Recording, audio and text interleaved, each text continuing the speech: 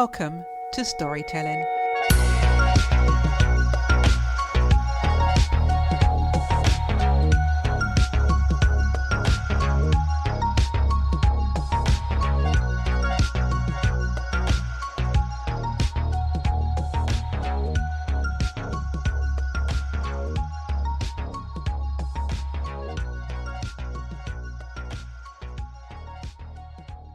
This week's guest is an author, event planner and founder of In Celebration of My Sisters, which is the UK's largest and longest running family-friendly Mother's Day show celebrated by African Caribbean women for International Women's Month. The variety show started 30 years ago at the Brixton Academy and has played in over 10 UK cities to thousands of people and has also featured in South Africa. The annual show has showcased a number of top celebrities, including up-and-coming artists from the world of lovers rock, opera, reggae, soul, comedy, religious blessings, motivational speakers, motorsport, poetry and more. Please welcome Tony Fairweather. Hello, Tony, and welcome to the podcast. Hello, Debbie. Pleasure to be here. Tony, In Celebration of My Sisters, can you just give us a background as to how it all got started? 30 years ago, I was sitting in my office and two of the ladies in my office turned around to me and said, it's International Women's Day and we're sitting there doing nothing. And I said, well, International Women's Day means international, so you're part of it. And they said to me, these were black women, said to me, well, we're never invited, we're not welcome. And I said, I don't understand that. It's for everybody. And they turned around to me and said, you're the creative director, you come up with some idea then. I turned the envelope over and I wrote down all the things I want to see a black woman on stage do, what I hadn't seen, like ballet, opera, things like that I hadn't seen. And I thought, wouldn't it be a great idea to put all these different elements into one show? I showed it to my office and they burst out laughing because in those days, soul club was a soul club, a reggae club was a reggae club, a rock club was a rock club. You never put the three together. And I was proposing to put opera with soul, with lovers rock and reggae, dance and poetry all on the same stage. They said, no, that won't sell. But I knew that something they had seeds in there. So to start it off, we did workshops days on International Women's Day for about 4 years and with a little bit of entertainment. And then after 4 years, I thought it's time to step up to this idea. And I booked the Brixton Theatre, which is now the O2 Brixton. And that's how it started. I booked that theatre. It held 1,500 people. We had only sold 300 tickets. The artists were nervous because they're thinking, I don't know the opera singer, I don't know that dancer. Why are they on stage with me? There's a lot of tension backstage. So I'm going to be bankrupt here. They've already sold about 300 tickets. And about an hour before the show started, box office manager ran in hysterical saying, come outside, you're going to see this. And I went outside and the queue went down the road and around the corner. And I said to people, why did you not buy your tickets in advance? And they said, we saw the publicity, but we didn't think the show was going to happen because no one's ever put this together like this before. So we thought it was a hoax. And that was the birth of In Celebration of My Sisters. So what would you say has been some of the special elements that have kept this show going for so long? The variety of it. The different, every 10 minutes it changes. So you could be listening to a poet talking about Black Power. And then the next thing, you got a dancer doing breakdance. And then the next one after that, you could have a lovers rock singer. And then after that, you could have a comedian. And then after that, you could have an empowerment speaker. And then after that, you could have a blessing from the pastor. It changes all the time. And that's what keeps people interested because they're exposed to entertainment they normally wouldn't go to. They wouldn't normally go to an opera theatre or a ballet. But we expose them to all that in one night. So it's a great variety show, which is attractive for all ages and something that is quite generational as well, because people take their mums along and their children along to it as well.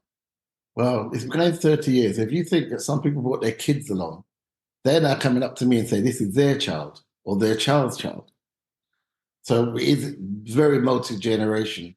And I'm proud of that. I'm glad that we can have a clean show that brings in the church element audience and brings in the mainstream audience and brings in Black, white and Asian element. And they come to enjoy what they see. And they bring in their children's children. That's a real honor to produce a show that has that long life. And one thing that's really special is that you don't just feature female artists, but you have male artists who also support or have supported in celebration of my sisters throughout the years as well. Yes, it is predominantly women, without a shadow. 95% women on stage, which you didn't see 30 years ago. It's male dominating, it still is now, unfortunately. But we wanted to bring in the men because A, I'm a man too, and us men support women, and bring in that male element. And they've been very good. We brought in everyone from the Omars to the Junior Giscoms, right across to comedians and poets. And coming back to you, what has In Celebrations meant to you? It's almost like a renewal every year. I feel every time I do it, I say, that's my last one. I'm not doing it no more. I'm tired of this. And then it comes around again and I start that process again.